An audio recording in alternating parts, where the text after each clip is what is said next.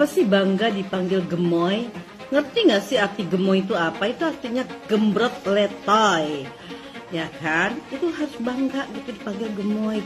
Padahal artinya gembrot letoy. Tapi faktanya memang gembrot lah ya. Republik ini penuh dengan pengorbanan, tahu tidak?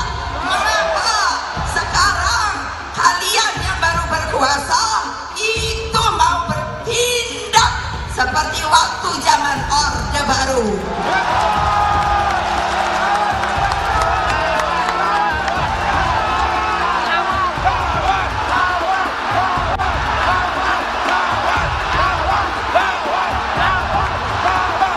Berani tidak? Berani tidak? Berani tidak? Merdeka! Merdeka! Merdeka! Menang kita! Ganjar Mahfud! Satu putaran! Takut apa tidak? Takut apa tidak? Takut apa tidak? Yes, begitu dong.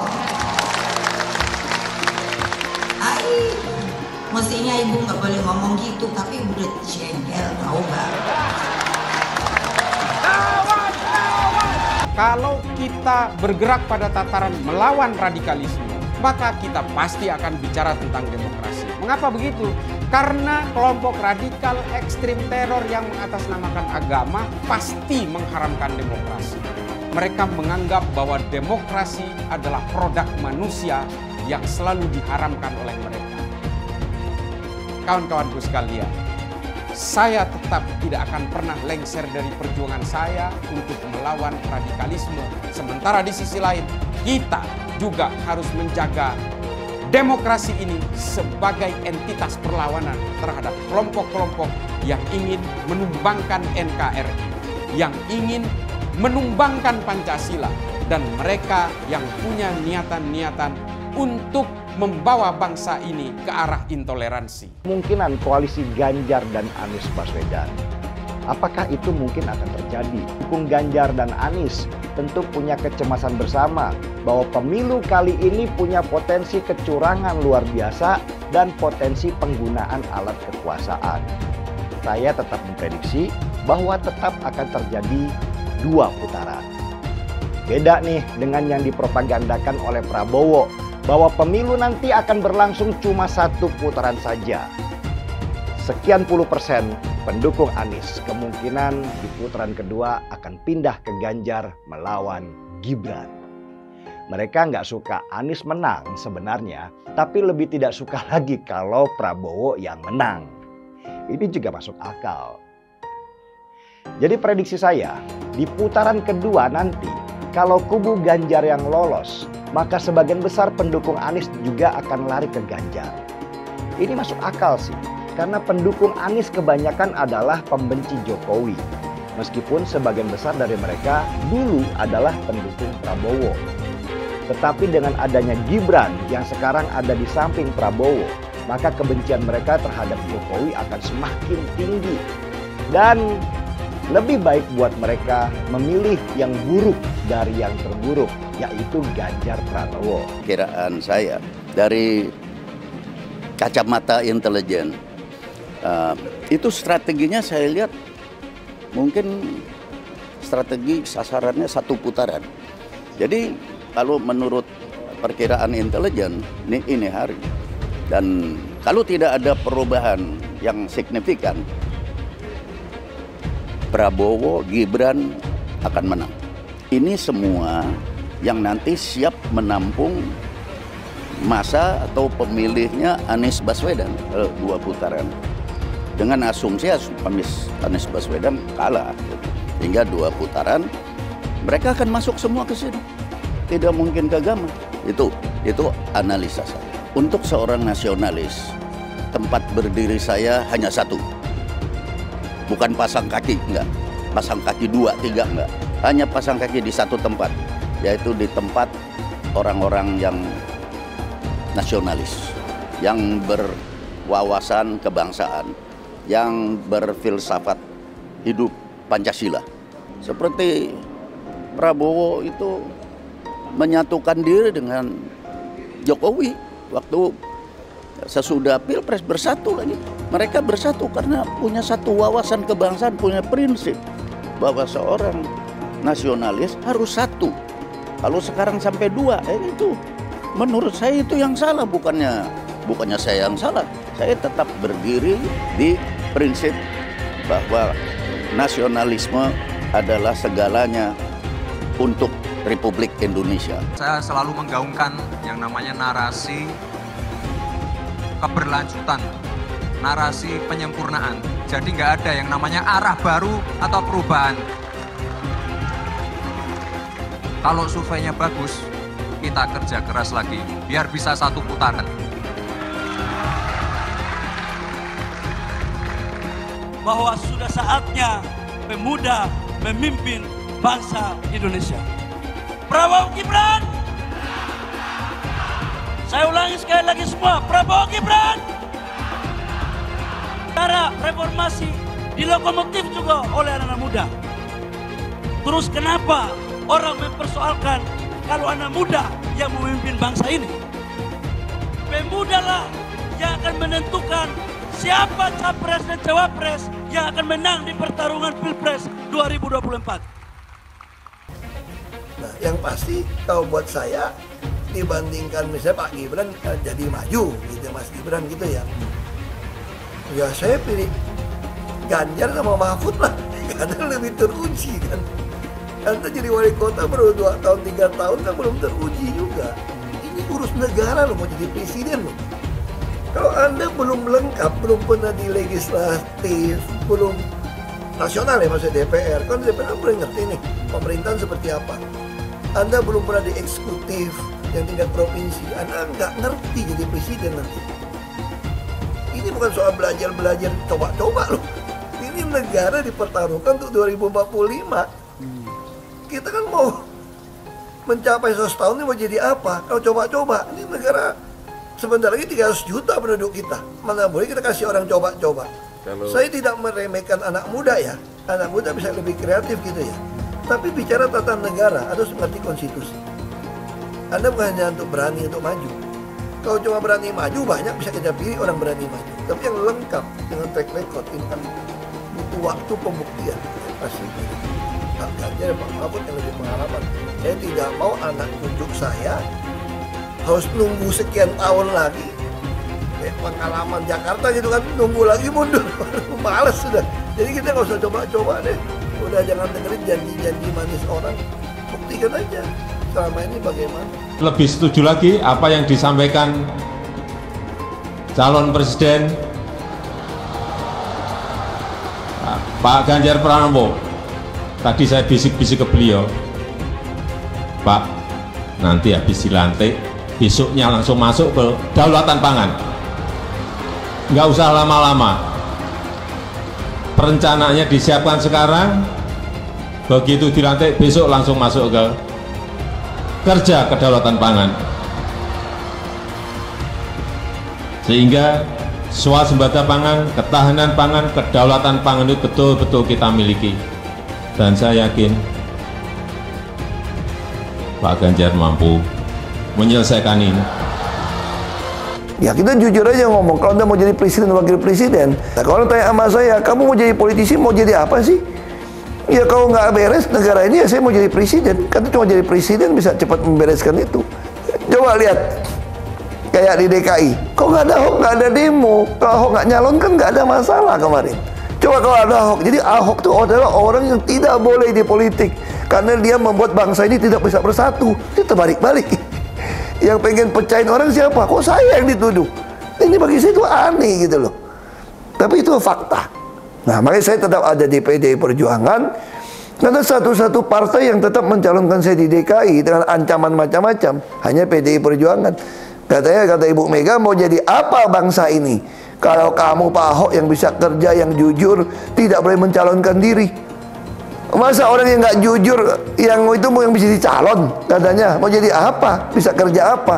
Makanya saya pribadi ya putuskan dia ikut Ibu Megawati, PDI Perjuangan. Saya itu dia bisa berani terang-terangan. Kalau di DKI dulu saya sudah mundur, dianggap bikin kacau, bisa bikin demo. Ini sesuatu yang aneh menurut saya gitu loh. Ya, Ibu Mega nggak boleh mundur, harus maju. Mau jadi apa bangsa ini katanya, kalau kamu ditekan untuk mundur. Nah itu yang saya sampaikan. Bilang dihalang-halangi, Anies masih sering bikin acara di sana-sini. Bebas pula. Duh, nggak capek apa ngibulin rakyat mulu, Pak? Nah, yang gue pertanyakan nih, Anies itu kampanye di mana-mana sering naik pesawat jet. Nah, pesawat jet biaya sewanya dari mana, Pak? Atau itu pesawat jetnya siapa, Pak? Coba jujur deh. Karena setahu gue nih, itu punya bos Anda, Surya Paloh. Anies bicara soal pendidikan. Padahal waktu dia di Jakarta, dia sendiri nggak mampu buat memberikan bangku sekolah yang cukup waktu mimpin di Jakarta. Artinya, dia nggak mampu memberikan bukti kalau omongan dia itu bisa dilaksanakan. Anies bilang, setiap jabatan harus diisi sama orang-orang yang kompeten. Lah, faktanya di Jakarta, beberapa jabatan diisi sama orang-orang dekatnya dia. Nggak kompeten pula. Terus TGUPP, itu yang jumlahnya seabrek-abrek, fungsinya buat apa, Pak? Kok Jakarta makin berantakan sih? Sekali lagi, Anies nggak bisa membuktikan omongannya. Anies bilang dia akan membuka lapangan kerja. Yang dulu janjinya 200.000 lapangan kerja, ternyata cuma omong kosong, alias cuma janji palsu. Soal pembangunan yang berkelanjutan. Dia bilang di Jakarta dia udah meneruskan yang udah baik. Lu jangan percaya ya, itu ngibul. Faktanya nggak seperti itu loh. Belum lagi nih, program penanggulangan banjir. Jadi di daerah Jakarta itu ada daerah yang sebelumnya udah bebas banjir. Pas Anies mimpin, kok bisa-bisanya daerah itu banjir lagi? Gimana nggak banjir kalau kalinya udah nggak pernah dikeruk sama dibersihin, Pak? Kalau soal Jakarta, gue bisa bicara banyak deh. Jadi gue saksi bobroknya kepemimpinan Anies di Jakarta. Dan gue bisa pastiin, omongan manisnya Anies soal apa yang dia lakukan waktu mimpin Jakarta itu banyak ngibulnya. Milih Anies dan Imin setidaknya sudah menyelamatkan Indonesia dari kehancuran. Gus Dur saja dikudetanya, apalagi rakyat. Yang satu memang jago kata-kata, jago beretorika, nggak kelawan kalau soal kata-kata. Di sisi lain, kita sama-sama melihat yang sudah ditulis pakai tangan dia sendiri, pakai hati dia sendiri, lagi dia ingkari, apalagi hanya mengandalkan kata-kata dan janji. Pun demikian dengan janji Cak Ponimin. Gus Muhaimin memberikan program siapapun yang hamil yang ada di muka bumi Indonesia ini akan diberikan tunjangan selama hamil. Karena itu yang masih jomblo secepatnya nikah, hamil, dibiayai kehamilannya oleh Gus Muhaimin. Akan mendapatkan subsidi, akan mendapatkan tunjangan rata-rata 6 juta selama kehamilan. Gus Muhaimin dan PKB menang. Semua yang punya sepeda motor, BBM-nya kita subsidi gratis tanpa biaya. Siapa yang di sini punya sepeda motor? Tahun 2024 PKB menang, Gus Muhaimin presiden, disubsidi serendah-rendahnya harga subsidi BBM. Kalau PKB sekarang bukan PKB Gus Dur, ini PKB Caimin. Jadi beda, PKB-nya sudah beda. Jadi nggak bisa lagi menurut saya, memang masih tetap jualan nama Gus Dur, itu ada larangannya jelas sekali. Tapi ya namanya orang masih mencuri-curi, kebiasaan kayaknya mencuri-curi. Mencuri partai, sekarang mencuri gambar. Gus Dur pendiri partai, orang yang dikatakan oleh Caimin sebagai guru politiknya, malah dikudeta, apalagi rakyat. Susah kan mau milih pemimpin seperti itu nanti? Pak Prabowo hari ini adalah calon presiden dari Partai Gerindra.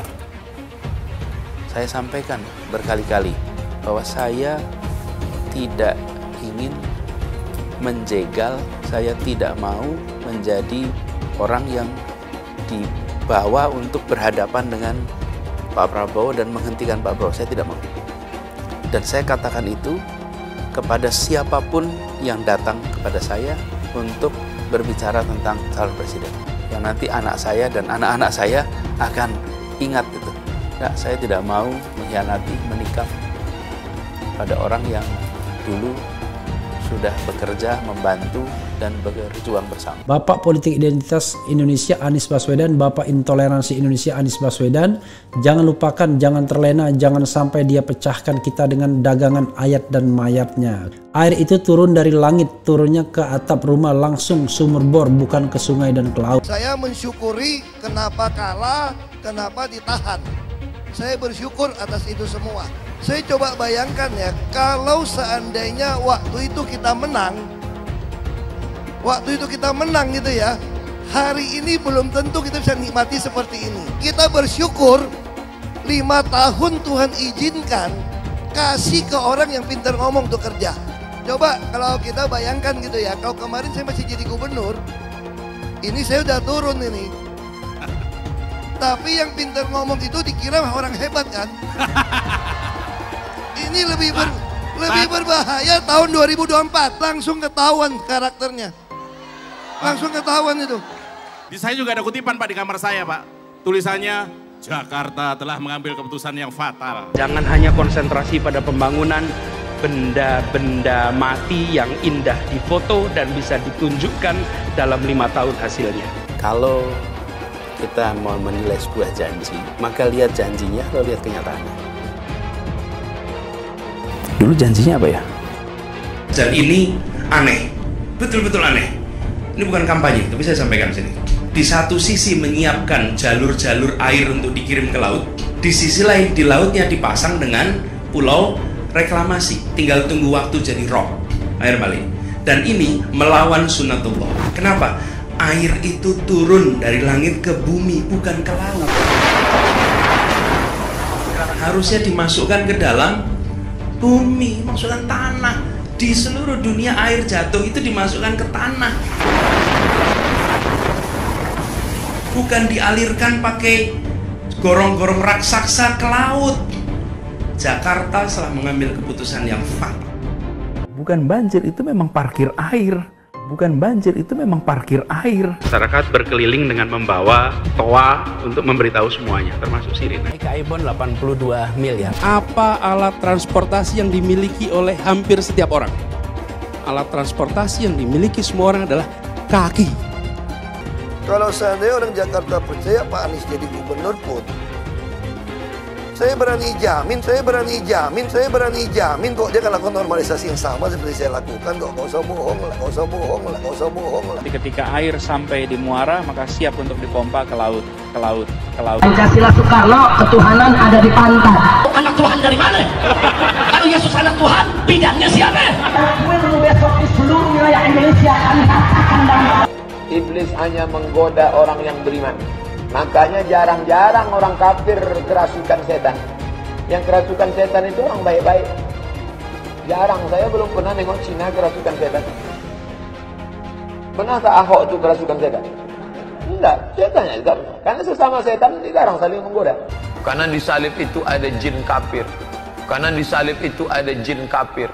Karena di salib itu ada jin kafir. Haleluya. Kepalanya ke kiri apa ke kanan? Kepalanya ke kiri apa ke kanan? Tetap percaya salib itu lambang mulia, bukan jin. Kok ketawa? Aku nggak nyindir siapa-siapa loh. Saya nggak pernah mundur untuk kebenaran, keadilan, kejujuran, dan peri kemanusiaan. Gue nggak pernah mundur. Dan gue nggak pernah takut juga sama lu. Siapapun yang rasis, gue akan hadapin. Karena rasis itu tidak berperi kemanusiaan. Sama saya ditanya dulu kan, kamu nyesel nggak statement kamu di Pulau Seribu sehingga masih masuk penjara? Tidak pernah nyesel, karena saya mengatakan kebenaran. Anies merupakan antitesis daripada Pak Jokowi. Antitesis artinya bertolak belakang dengan Jokowi. Anies sudah menyatakan tidak akan melanjutkan semua program dari Pak Jokowi. Jadi semua pembangunan yang dilakukan oleh Pak Jokowi akan dihentikan oleh Anies jika Anies menjadi presiden. Lagi pula Anies didukung oleh khilafah, dan pendukung Anies adalah ormas seperti FPI dan HTI. Apa kita mau FPI dan HTI kembali di Indonesia jika Anies memimpin? Anies juga dikenal sebagai bapak politik identitas yang menghalalkan segala cara untuk menggapai kekuasaannya, termasuk menggunakan politik identitas berbasis agama. Lihatlah di kasus Ahok waktu itu. Kita sudah bisa melihat hasil kerja Anies selama 5 tahun di Jakarta. Tidak ada satupun janji yang dipenuhi dan tidak ada kinerja yang bisa dibanggakan. Dari DP 0%, OKOC, kelebihan bayar, Formula E, banjir, sumber resapan, jalan rusak, dan gonta-ganti nama jalan. Lihatlah rekam jejak Anies selama 5 tahun. Bayangkan Indonesia ke depan jika dipimpin oleh Anies. Dan bayangkan jika Anies menang. HTI dan FPI, Ormas Khilafah yang dibubarkan itu akan dikembalikan oleh Anies. Apakah kita mau Pancasila diganti jadi Khilafah? Perkataan Ahok sudah terbukti dan Jakarta sudah menjadi korban. Jangan biarkan Indonesia menjadi korban kibulan Anies Baswedan. Umat minoritas, terutama kaum Tionghoa, tidak akan memilih Anies Baswedan. Saya kemarin habis ngobrol dengan seorang teman lama, seorang Jokower atau pendukung Jokowi garis keras. Nah, kali ini saya dan teman saya yang Jokower itu berbeda pandangan. Saya dulu membela Jokowi karena nilai-nilai yang dia bawa. Sedangkan si teman saya ini membela Jokowi karena suka dengan personalnya saja. Itulah kenapa dia sekarang membela Prabowo, karena dia ngikut kemanapun Jokowi berpihak. Sesederhana itu, gak rumit-rumit buat dia. Kami dulu tuh sama-sama mendukung Jokowi dengan militan dan mengeluarkan banyak biaya tanpa sedikit pun ingin mendapatkan jabatan. Senang aja berkontribusi kepada negeri, meski nggak banyak, setidaknya kami sudah ikut berperan lah. Yang membuat saya geli, itu adalah analisanya yang sangat dangkal. Dia bicara tentang kenapa Jokowi itu mendukung Prabowo. Dan poin dari analisanya itu yang mengagetkan saya. Dia percaya bahwa Jokowi sebenarnya tidak mendukung Prabowo, tetapi menyiapkan Gibran sebagai presiden. Saya menyebutnya pendukung emosional, bukan rasional. Karena sudah mendukung secara membabi buta tanpa melihat gambar besar politik yang seharusnya bisa dia baca. Karena menurut dia nih, Jokowi percaya bahwa Prabowo itu hanya bisa bertahan 2 tahun saja sebagai presiden akibat memang sudah kena stroke 2 kali dan kalau kena yang ketiga kalinya maka Prabowo akan istirahat sebagai presiden. Lalu digantikan Gibran wakilnya sebagai presiden. Saya aja yang bodoh ini nggak percaya itu. Karena kalau Prabowo itu jadi presiden, maka dokter-dokter terbaik yang akan menangani seorang presiden supaya kesehatannya tetap bagus dan tidak pernah akan membiarkan seorang presiden absen dari pengambilan keputusan untuk negara.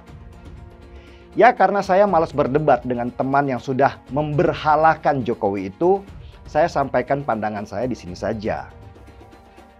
Dengan begitu, menurut teman saya nih, rencana jangka panjang Jokowi untuk pembangunan Indonesia bisa terjaga oleh orang yang dia percaya. Saya memang sempat mendengar berita itu dan kalau Jokowi percaya hal seperti itu, saya yang kaget. Jokowi itu dalam pandangan saya adalah orang yang pintar. Kenapa kok terjebak dalam keyakinan bahwa Prabowo akan mundur dalam waktu 2 tahun sebagai presiden karena masalah kesehatan? Jadi gini, logika aja. Kalau Prabowo jadi presiden, apakah mungkin Prabowo dan Hasim adiknya juga kroni-kroni Prabowo yang dekat dengan dia seperti Sufmi Dasko dan lain-lain itu akan membiarkan Jokowi sang mantan presiden untuk tetap berkuasa? Gak akan mungkin lah, 1000%. Percayalah, terutama di kepolisian dan TNI. Supaya memastikan bahwa elemen penting negara itu ada di tangan orang-orangnya Prabowo, bukan lagi orangnya Jokowi. Itu logika dasar yang sangat sederhana. Pasti jadi agenda di tahun pertama oleh Prabowo dan kroni-kroninya. Supaya kekuasaan itu absolut di tangan mereka. Memang siapa sih yang mau pemerintahannya diganggu oleh bukan orang-orangnya? Saya sendiri ibaratnya ditunjuk jadi CEO sebuah perusahaan. pasti akan mengganti orang-orang CEO lama dengan orang-orang yang saya kenal dan saya tahu cara kerja mereka biar semua urusan jadi lancar. Dan apa sih dayanya Jokowi, sang mantan, kalau itu terjadi? Nggak ada sama sekali. Sama seperti tidak punya powernya para mantan-mantan presiden lain seperti Megawati dan SBY. Karena kendali itu pasti ada di presiden yang ditetapkan oleh undang-undang, bukan mantan presiden. Sudah paham kan logika sederhana ini? Orang-orang Prabowo itu juga nggak bodoh. Kalaupun misalnya Prabowo sakit, mereka itu sudah punya langkah-langkah untuk memastikan merekalah yang akan tetap pegang kekuasaan. Bukannya diserahkan kepada Gibran, anak ingusan yang tidak punya pengalaman. Nasib negeri ini akan dipertaruhkan di depan nanti ketika terjadi gunjang-ganjing di pemerintahan, ketika presiden dan wakilnya ternyata tidak sejalan sehingga nggak jelas mau dibawa kemana kapal besar bernama Indonesia ini. Mau ke utara atau mau ke selatan. Ini yang membuat saya heran sebenarnya. Kenapa kok Pak Jokowi bisa-bisanya melakukan strategi politik pinggir jurang seperti itu kalau tahu ke depan kondisinya akan seberbahaya itu? Masa sih jawabannya sederhana banget? Karena Jokowi percaya bahwa Prabowo akan sakit dalam waktu 2 tahun dan digantikan oleh Gibran? Atau memang Jokowi ingin menciptakan matahari kembar di dalam pemerintahan nantinya buat langkah anaknya Gibran 5 tahun ke depan jadi calon presiden? Nah, ini kan berbahaya untuk negara ketika roda pemerintahan digerakkan oleh 2 orang dengan kepentingan berbeda dan tidak lagi satu tujuan. Apalagi Jokowi mungkin saja dapat laporan terbaru bahwa kondisi Prabowo sekarang sedang fit-fitnya dan tidak mungkin akan digantikan dalam waktu 2 tahun. Jadi buat Jokowi sekarang bukan hanya Megawati saja yang berbahaya, tetapi juga Prabowo ketika dia sudah pegang kekuasaan. Kembali ke Megawati sudah nggak mungkin buat Jokowi karena dia sudah dianggap berkhianat oleh PDI Perjuangan meskipun sampai sekarang masih terdaftar sebagai kader. Tetapi di depan ada mulut singa yang juga siap menerkam kalau Jokowi salah ambil langkah. Saya sendiri nggak habis pikir sampai sekarang. Apakah hanya karena nafsu kekuasaan saja Jokowi bisa bertindak semiring ini? Jujur, dulu saya kira Jokowi adalah presiden yang sudah selesai dengan dirinya sendiri. Ternyata saya tertipu. Begitu juga dengan jutaan rakyat Indonesia yang memilihnya dan berharap kepadanya. Seorang pecatur ulung besar kemungkinan akan kepleset juga. Apalagi ketika dia keseringan dipuji dan akhirnya membangun persepsi dalam dirinya sendiri bahwa dia adalah berhala. Mungkin memang benar kata orang, Jokowi belum selesai dengan dirinya sendiri. Mungkin benar orang bilang bahwa kilau kekuasaan itu membutakan mata dan hati. Saya sendiri nggak bisa menjawab, hanya Jokowi yang tahu apa yang dia yakini. Saya dulu menganggapnya sebagai pecatur politik yang ulung. Tapi orang bijak juga berkata bahwa sepandai-pandainya tupai melompat, dia akan jatuh juga. Dulu Anies bisa menang karena menggunakan agama dan etnis. Isu agama, ras, dan antar golongan dinikmati oleh relawan Anies. Saat itu Anies didukung oleh FPI, HTI, dan pengasong khilafah lainnya. Pada akhirnya Ahok harus kalah, namun kekalahan dia adalah kekalahan yang membuka mata rakyat Indonesia bahwa masih ada orang-orang yang menang dengan cara menggunakan politisasi agama atau politik identitas berbasis agama. Ternyata banyak sekali orang yang dengan mudah terhasut lewat jalan-jalan seperti itu.